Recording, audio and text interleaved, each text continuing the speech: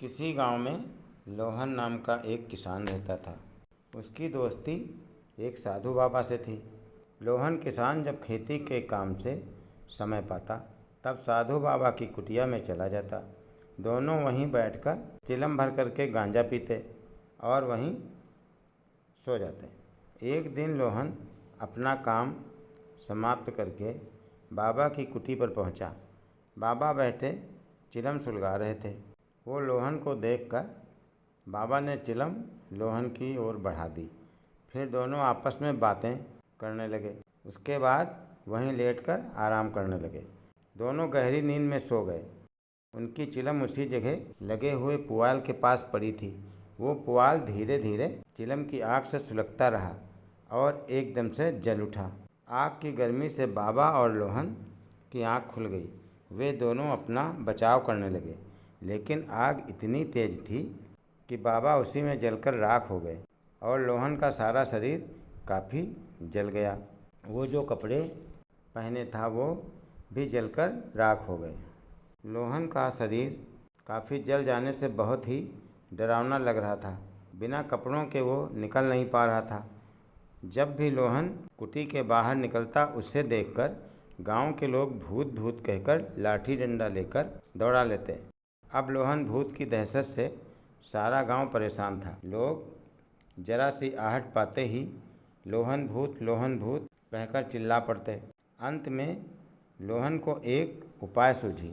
उसने सोचा कि वो किसी धोबी के पास जाकर अपने पहनने के लिए कपड़े मांग ले और तब वो अपने घर जाए। ये सोचकर वो रात में धोबी के घर पहुंचा।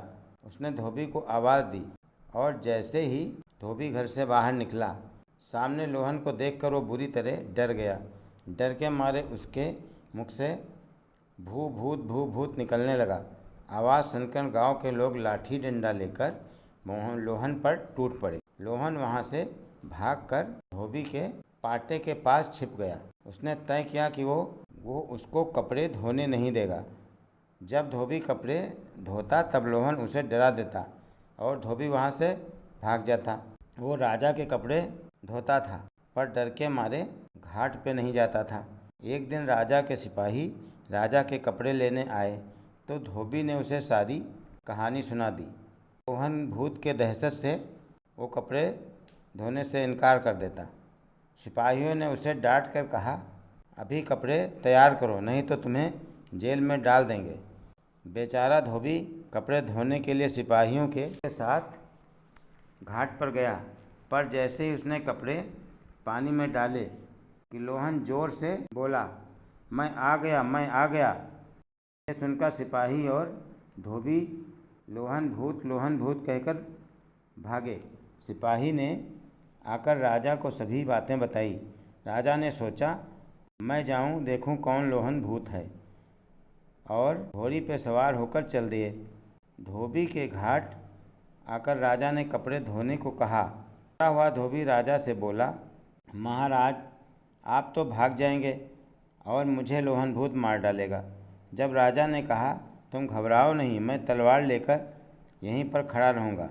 जैसे ही लोहन भूत निकलेगा मैं उसे जान से मार दूँगा।